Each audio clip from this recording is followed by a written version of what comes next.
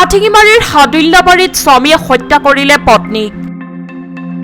দক্ষিণ শালমৰা মানকাছৰ জিলাৰ কালাপানী আৰক্ষী চকীৰ অন্তৰ্গত হাদুল্যাবাৰী গাঁৱত নিশা সংঘটিত হোৱা এক হত্যাকাণ্ডক লৈ অঞ্চলজুৰি তীব্ৰ চাঞ্চল্যৰ সৃষ্টি হৈছে। হাদুল্যাবাৰী গাঁৱৰ ৰাছিদা খাতুন নামৰ ৩৮ বছৰীয়া এগৰাকী মহিলাক নিশা মহিলাগৰাকীৰ স্বামী শাহাদত আলীয়ে হত্যা কৰাৰ অভিযোগ উত্থাপন হৈছে।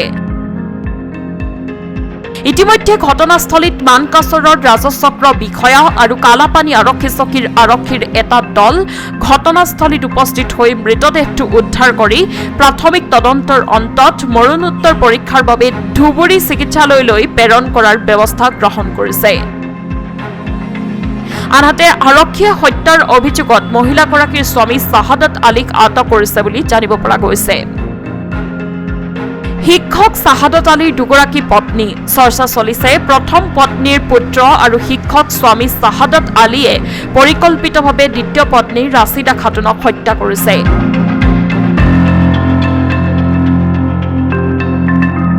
যোৱা ৰাতি ইয়াতে এটা ঘটনা ৰাতি 12টা 12:30 মান বজাত আমি চিঞৰি মাইকী মানুহকেইটা বহুত চিঞৰি আছে আমাৰ ঘৰত। কি কাৰণে চিঞৰি আছে আমি দৌৰি আহি চালোঁ চাই কিনে যে চালোঁ যে এটা লাশ পৰি আছে। লাশটো কাৰ এইটো আমাৰ এই ঘৰৰ ভিতৰত পৰি আছে।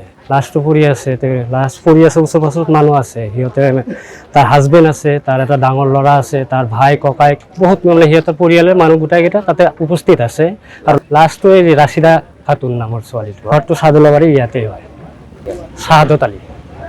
তাৰ ঘটনা চাই কিনে চালোঁ যে পৰি আছে। তাৰপৰা পৰাৰ পিছত আমি আহি চালোঁ, চোৱাৰ পিছত চালে বডিটো ডেড বডি পৰি আছে, মাৰ্ডাৰ হৈ আছে। সিহঁতে আমি ক'লোঁ যে কিহৰ কাৰণে মাৰ্ডাৰ হৈছে, কোনোটো হাই হল্লা একো নাই, একদম ডাইৰেক্ট ক্লিন হিচাপত পৰি আছে। তাৰপিছত ক'লোঁ কেনেকুৱা মাৰ্ডাৰ হ'ল, ডকাইতে আহি মাৰিছে। কিন্তু এইটো ডকাইত বুলি নহয়, কেনেকৈ ডকাইত হ'ব, আধা ঘণ্টাৰ ভিতৰত কেনেকৈ ডকাইত আহি ডকাইতি কৰিব। এইটো একদম প্ৰি প্লেনভাৱে মাৰ্ডাৰ কৰিছে, চবেই গম পায়, ৰাইজে চবেই জানে, চবেই বুজিছে কেনেকুৱা মাৰ্ডাৰ কৰিছে, কি কৰিছে চবেই জানে। আমি আছে সিহঁতৰ কাজিয়া কেইদিন আগৰ পৰা আমি শুনা পাইছোঁ যে সিহঁত কাজিয়া চলি আছে 2 মাহ ধৰি।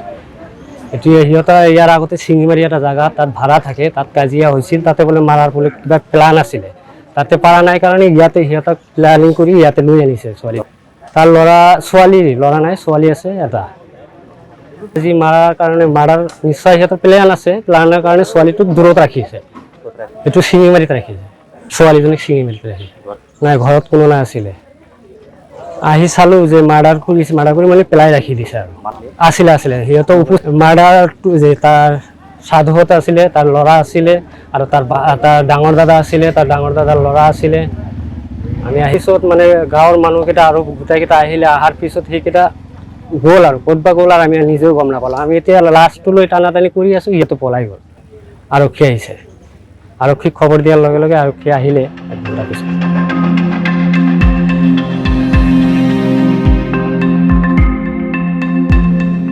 হাটিঙিমাৰীৰ পৰা মিনাৰুল ইছলামৰ ৰিপৰ্ট, সংবাদ লহৰ।